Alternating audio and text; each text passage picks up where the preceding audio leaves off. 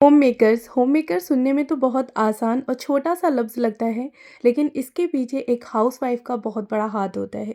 सुबह से लेकर शाम तक वो अपने घर के अनगिनत कामों को देखती है और घर के साथ-साथ फिर अपने बच्चों को देखना, जॉइंट फैमिली में हैं, तो घर के जितने भी बुज़ुर्ग हैं, उनको देखना यानी कि अपने जो बड़े होते हैं, उनकी खुशियों का ख़्याल रखना, बच्चों की हर एक छोटी से छोटी, बड़ी से बड़ी फ़रमाइश को पूरा करना, ये सारे काम हम होम मेकर्स के होते हैं। और हम जितनी भी हाउसवाइफ़ हम जितनी भी होम मेकर्स हैं ना, वो अपने सारी जितनी भी ज़िम्मेदारियाँ होती हैं उनको बखूबी निभाना जानती हैं। अस्सलाम वालेकुम एवरीवन, कैसे हैं आप सब लोग? उम्मीद करती हूँ कि आप सब लोग बेहतर होंगे, खुशहाल होंगे और मज़े में होंगे। अल्हम्दुलिल्लाह हम लोग भी सभी बेहतर हैं। जितने भी मेरे नए पुराने सब्सक्राइबर्स हैं, जो भी व्यूअर्स हैं, उन सब का तहे दिल से शुक्रिया। बस ऐसे ही अपना प्यार मेरे साथ बनाए रखें, बस अपनी ढेर सारी दुआओं में मुझे याद रखें। अच्छा, तो आज का मेरा ब्लॉग जो है वो मॉर्निंग से स्टार्ट होता है। अक्सर करके ना मेरे जो भी ब्लॉग होते हैं वो मॉर्निंग से स्टार्ट होते हैं, क्योंकि एक पूरे दिन का ब्लॉग मैं आप लोग के साथ डेली ही शेयर करती हूँ। मेरी एक प्यारी सी सिस्टर ने मुझे कमेंट किया था कि आप बस ऐसे ही रमज़ान की जितनी भी प्रिपरेशन कर रही हैं वो सारे ब्लॉग मेरे साथ यानी कि हम सभी के साथ शेयर करें, जिससे कि हम भी आपके साथ-साथ अपनी जितनी भी रमज़ान की प्रिपरेशन है वो कर सकें। इंशाअल्लाह मेरी पूरी कोशिश रहेगी कि अपने हर एक ब्लॉग को डेली अपडेट आप लोग के साथ शेयर करती रहूँ। साथ ही जो मैं तैयारियाँ कर रही हूँ रमज़ान की, तो वो आप लोग के साथ ज़रूर शेयर करूँ। अच्छा, यहाँ पे ना मॉर्निंग में स्टार्टिंग की थी तो बस चाय बनने के लिए रख दी है। साथ ही ना मैं आलूओं को भी बॉयल कर रही थी, क्योंकि आज मुझे ना आलू चाट बनानी थी। आलूओं को ना पहले ही बॉईल करने रख दिया था वॉश करने के बाद, और फिर उसके बाद मैंने चढ़ा दी थी चाय। चाय बन गई है तो बस इसको छान लूँगी। और आज ब्रेकफ़ास्ट में मैं आलू चाट बनाने वाली हूँ, तो बस उसके लिए आलू बॉईल होके रेडी हो चुके हैं और फिर मैं बना लूँगी अपनी आलू की चाट। अच्छा, आज मैंने अपने रमज़ान के प्रिपरेशन जो आप लोग के साथ शेयर किया है यानी कि प्री रमज़ान प्रिपरेशन, तो उसमें मैं किस तरह से तैयारी कर रही हूँ। तो पिछले वाले ब्लॉग को आप लोगों ने माशाल्लाह से खूब सारा प्यार दिया है, और पिछले ब्लॉग से मेरी स्टार्टिंग हुई है। जैसे कि मैंने एक चार्ट बना के रखा था कि मुझे क्या-क्या प्रिपरेशन करनी है और किस तरह से रमज़ान स्टार्ट होने से पहले मैं अपनी हर एक तैयारी को कंप्लीट कर लूँगी। देखिए ना, रमज़ान में जो भी मेरा वक्त हो वो इबादत में जाए और सुकून से मैं अपने सारे रोज़े रख सकूँ, यानी कि वहाँ पे मुझे खाने-पीने की टेंशन ना रहे कि शहरी में क्या बनाना है, अफ्तार में क्या बनाऊँ, या फिर रोज़ वही चीज़ें रिपीट हो रही हैं। और ईद के टाइम पे जो हम लोग अपने घर की डीप क्लीनिंग करते हैं ना, तो उसमें भी हमारा फिर इतना वक्त नहीं जाएगा, क्योंकि वो डीप क्लीनिंग हम लोगों ने रमज़ान से पहले ही अपनी कर ली है। फिर वहाँ पे हमारी थोड़ी बहुत जो हल्की सी क्लीनिंग रहती है ना, बस वो रहेगी। तो ईद के लिए भी हम लोग इस टाइम पे अगर अपनी क्लीनिंग कर लेते हैं, अपने घर को रेडी कर लेते हैं, तो हमारा काम जो है वो काफ़ी हद तक कम हो जाता है और ईज़िली हमारे रोज़े यानी कि रमज़ान गुज़र जाते हैं। यहाँ पे मैं आलू चाट की रेसिपी आप लोगों के साथ शेयर करती हूँ। थोड़ा-सा मैंने ऑयल डाला था, ऑयल में ना प्याज़ भुनने के लिए छोड़ दी थी।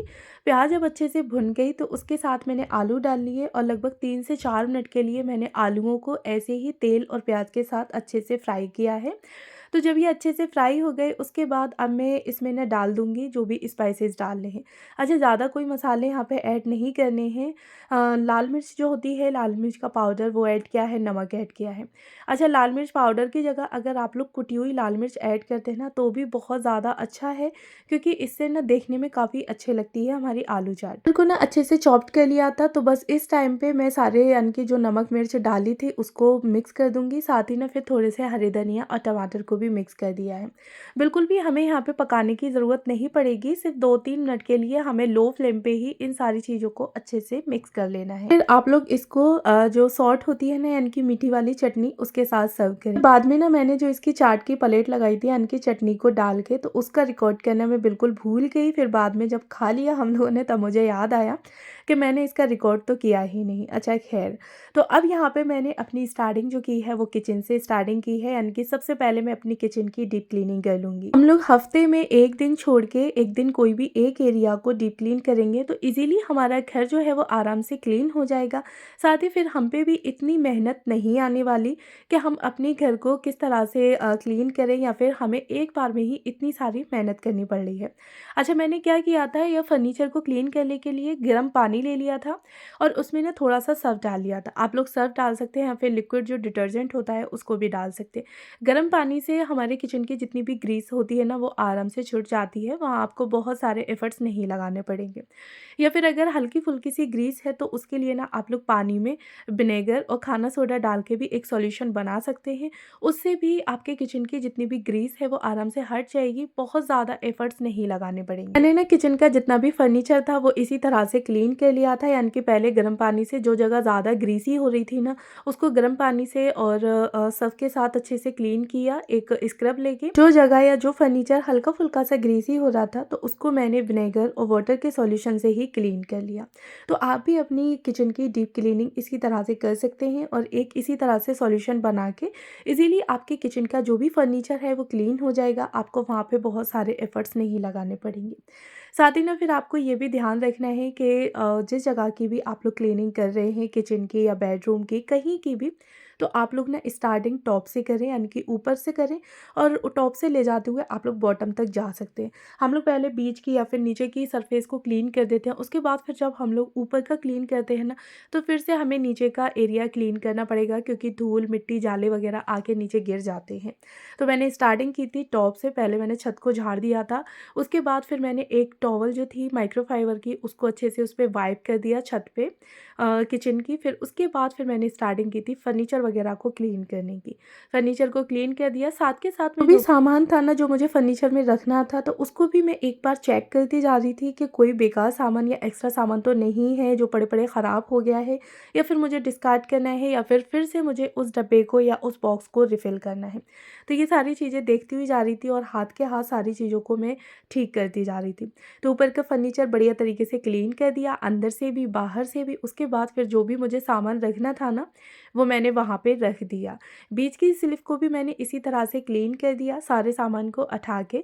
उसके बाद आती है गैस स्टोव और काउंटर टॉप। किचन की क्लीनिंग को ना हमें बहुत सारा वक्त लगता है, क्योंकि किचन देखने में छोटी ज़रूर होती है लेकिन वहाँ पे सामान बहुत सारा होता है।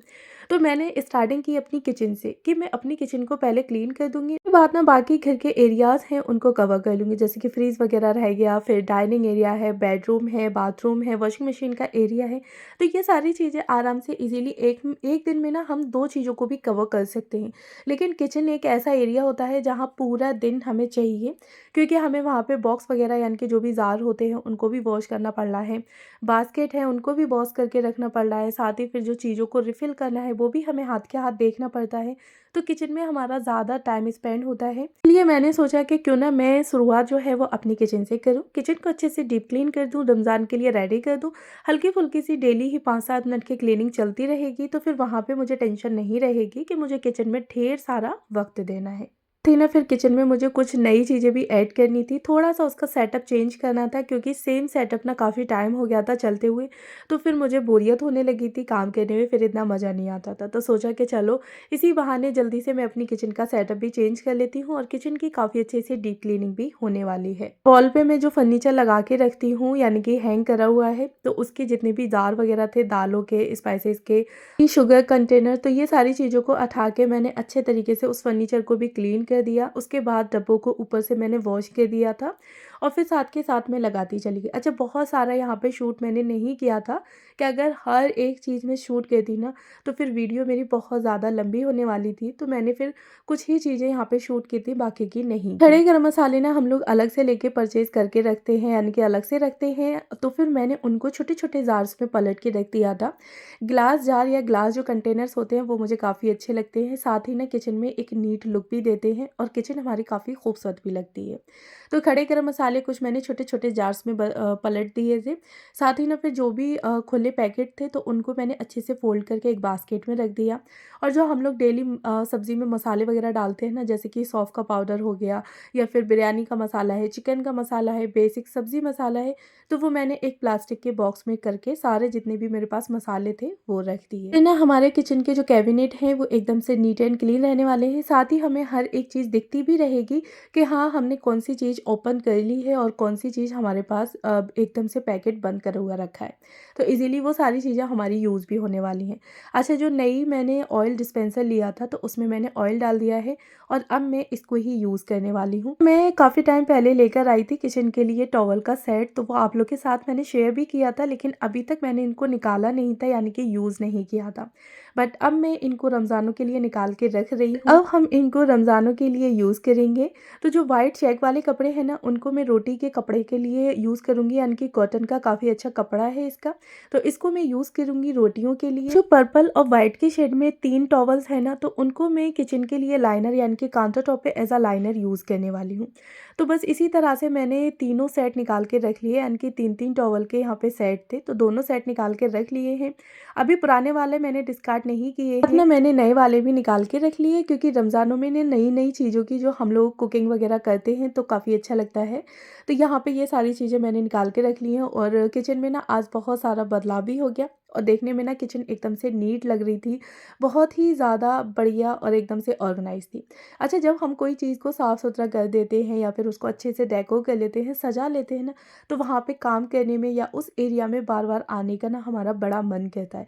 मेरे साथ तो अक्सर यही होता है, आप लोग बताइएगा कि आप लोगों को भी क्या ऐसा ही लगता है कि कोई एरिया अगर हमने ऑर्गेनाइज़ कर लिया है तो हम बार-बार उस जगह पर जाएँ। अच्छा, ये ऑर्गेनाइज़र मैंने आप लोग के साथ शेयर किया था पिछली वीडियो में, तो काउंटर टॉप पे या फिर ऊपर वाली शेल्फ पे रखने का इसका बिल्कुल भी कोई सेटअप नहीं बन पा रहा था, तो इसको ना मैंने इस तरह से स्टैंड के ऊपर रख लिया है। छोटे जो स्पाइसेस के बॉक्स थे खड़े गरम मसालों के, तो वो इस पे रख दिए हैं, कप्स वगैरह रख दिए, एक छोटा-सी ग्रीनरी रख दी है, साथ ही बराबर से ना मैंने इसके स्पैचुला होल्डर्स रख दिया कुछ है। ये था लास्ट मेरे किचन का लुक। कैसा लगा आप लोगों को फाइनल लुक किचन का, मुझे बताइएगा।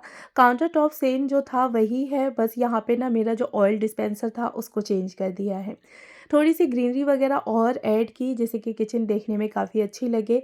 साथ ही यहाँ पे ये फर्नीचर ऐड कर दिया और ये बहुत ज़्यादा अच्छा लग रहा था इतना एरिया। इसलिए ना जब मैं सुबह उठ के आई थी किचन में तो मुझे बहुत मज़ा आ रहा था कुकिंग करने में, कि ना जब भी हम कोई एक चीज़ को या कोई एक जगह को अच्छे से ऑर्गेनाइज कर लेते हैं या फिर उसके सेटअप को थोड़ा सा चेंज कर लेते हैं, नई चीज़ें वहाँ पे ऐड कर लेते हैं, तो वहाँ बहुत ज़्यादा मन लगता है काम करने में। अच्छा, कैसा लगा मेरा आज का ब्लॉग मुझे कमेंट बॉक्स में बताइएगा ज़रूर। फर्स्ट टाइम है तो प्लीज़ मेरे चैनल को ज़रूर सब्सक्राइब करें। मिलती हूँ नेक्स्ट वीडियो में। Thanks for watching. Bye bye.